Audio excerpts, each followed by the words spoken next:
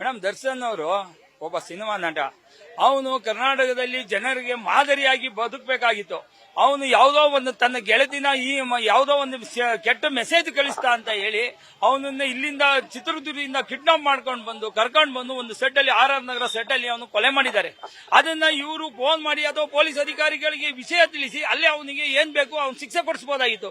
ಯಾಕೆ ಆ ಬಡ ಕುಟುಂಬನ ಕರ್ಕೊಂಡು ಬಂದು ಆ ಮನೆಗೆ ಅನಾಥ ಮಾಡಿದ್ದಾನೆ ಮೇಡಮ್. ಇವನು ಇಂಥ ವ್ಯಕ್ತಿನ ಯಾವುದೇ ಕಾರಣಕ್ಕೂ ಸರ್ಕಾರ ಅಥವಾ ರಾಜಕಾರಣಿಗಳೇ ಆಗಿರ್ಲಿ ಅಥವಾ ಸಿನಿಮಾ ಪ್ರೊಡ್ಯೂಸರ್ಗಳು ಅಥವಾ ಡೈರೆಕ್ಟರ್ಗಳೇ ಆಗಿರ್ಲಿ ಯಾರು ಇದಕ್ಕೆ ಮಧ್ಯೆ ಪ್ರವೇಶ ಮಾಡದೆ ಇವನಿಗೆ ಒಂದು ಕಠಿಣ ಶಿಕ್ಷೆ ಆಗಬೇಕು, ಜೀವಾವಧಿ ಶಿಕ್ಷೆ ಆಗಬೇಕು ಮತ್ತು ಮುಂದಿನ ಪೀಳಿಗೆ ಬರೋ ಪೀಳಿಗೆಗಳಿಗೆ ಇವನು ಒಂದು ಮಾದರಿಯಾಗಿರ್ಬೇಕು ಅಂತ ನನ್ನ ಆಗ್ರಹ ಮೇಡಮ್.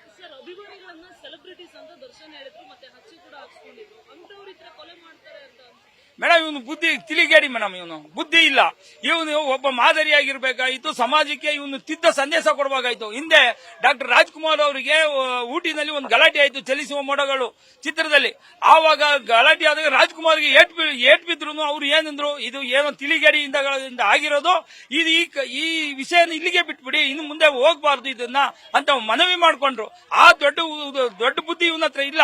ಯಾವುದೋ ಸಣ್ಣ ವಿಷಯಕ್ಕೆ ಒಬ್ಬನ ಕೊಲೆ ಮಾಡಿದ್ದಾನೆ ಅಂದ್ರೆ ಇವನ ಯಾವ ರೀತಿ ಇವನು ಒಂದು ಡಾನ್ ಅಂತ ತಿಳ್ಕೊಂಡಿದ್ದಾನಂತ ಮೇಡಮ್. ಇದು ಫ್ಯಾನ್ಗಳು ಮೇಡಮ್, ಈ ಕರ್ನಾಟಕದಲ್ಲಿ ಅಭಿಮಾನಿಗಳು ಯಾರೇ ಇರ್ಲಿ, ಇಂಥ ವ್ಯಕ್ತಿಗಳು, ಇಂಥ ನೀಚ ವ್ಯಕ್ತಿಗೆ ಯಾರು ದಯವಿಟ್ಟು ಮಣೆ ಹಾಕ್ಬಾರ್ದು. ಇವನ್ ಬಗ್ಗೆ ಯಾರು ಹೊಗಳಕ್ಕೆ ಕೂಗಬಾರ್ದು, ಇವನ್ ಬಗ್ಗೆ ಧಿಕ್ಕಾರ ಅಂತ ಕೂಗಬೇಕು ಅನ್ನೋದೇ ನನ್ನ ಒಂದು ಉದ್ದೇಶ ಮೇಡಮ್.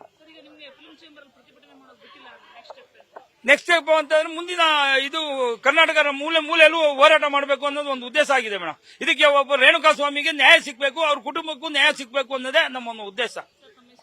ನನ್ನ ಹೆಸರು AR ಸ್ವಾಮಿ, ಅಹಿಂದ ರಾಜ್ಯಾಧ್ಯಕ್ಷ ಮೇಡಮ್. ನ್ಯೂಸ್ ಫಸ್ಟ್, ನಿರ್ಭೀತಿಯಿಂದ ನಿಮ್ಮ ಪರವಾಗಿ.